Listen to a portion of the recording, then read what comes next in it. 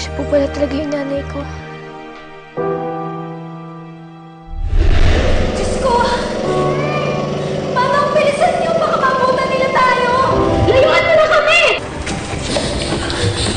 Kuya, tara na! Tara na! Tara na! Tara na! Tara na! Bilisan! Nay, nakatakas na po tayo.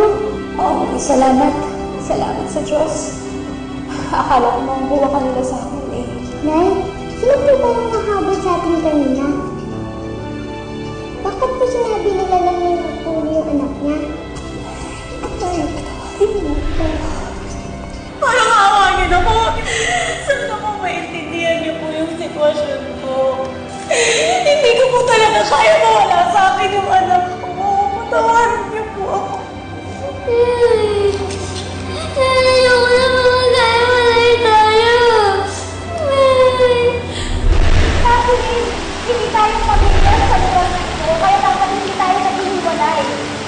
Sabi ni Sisi ko yung iwan, nandito lang ako. Ayaw mong iwanan kita. Natandaan niyo po ba yung pumpit ng butos ko niya si Baybay? Sinunod ko yun. Hinintay kita. Sana pala, no? May binigay niyo na kasi si Ate Baybay. Sana sinabi ko sa inyo, pero yung mga nanay hindi dapat iiwan yung mga anak nila. Sa kahit ano mangyari, hindi mo may iwan. Alam ka, ito lahat yung sama ng puso. Ano kaya ito na ako makabawin sa'yo? Hindi kita iiwan.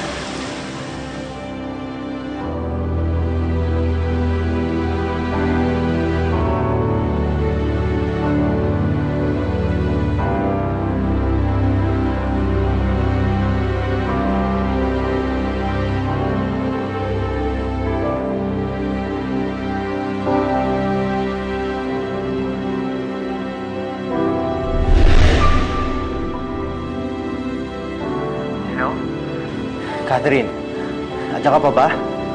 Kaya po pala ganun niya ako kamahal. Oo, Catherine. Kaya hindi tumigil si Isabel na magpalapit sa'yo. Dahil totoo ang nararamdaman niya na anak ka nga niya. Paano po yun, Tito Jonas? Sabi po ni Mami, alis na daw po kami. Tapos kinuha niya pa po yung cellphone ko. Paano ko po siya makakontak? Catherine, huwag ka mag-alala.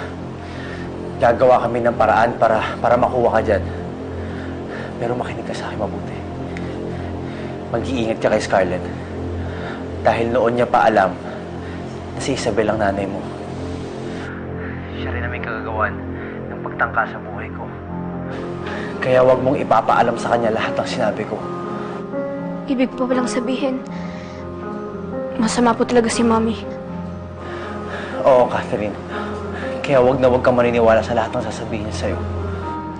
Sana po pala naniniwala po kay nanay. Dapat hindi ko po siya tinaboy. Sige po, Tito. Lalabas po muna ako. Sasama na po kay nanay. Sandali lang. Mag-iingat ka kay Scarlett, ha? Siguradong hindi siya agad papayag na makasama kay Isabel. Ha? Mag-iingat ka. Sige po.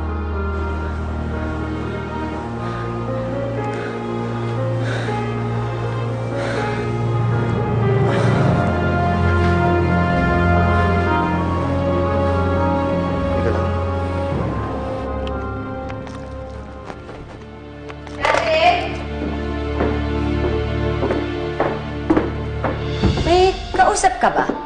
Kasi naririnig ko yung boses mo. Kanina po si Inday. Nandun po siya kanina eh. Yung telepono, ginamit mo ba? Hindi po. Paano? Ay, naku, yan talaga sila, Inday. Di ba sinabi ko sa kanila na tanggalin nila yung linya ng telepono? Bakit po? Para hindi sila makapagtelebaban. Bakit may tatawagan ka ba? Wala po. Sige. Mag-ace ka na. Alis na tayo, ha? Bilisan mo.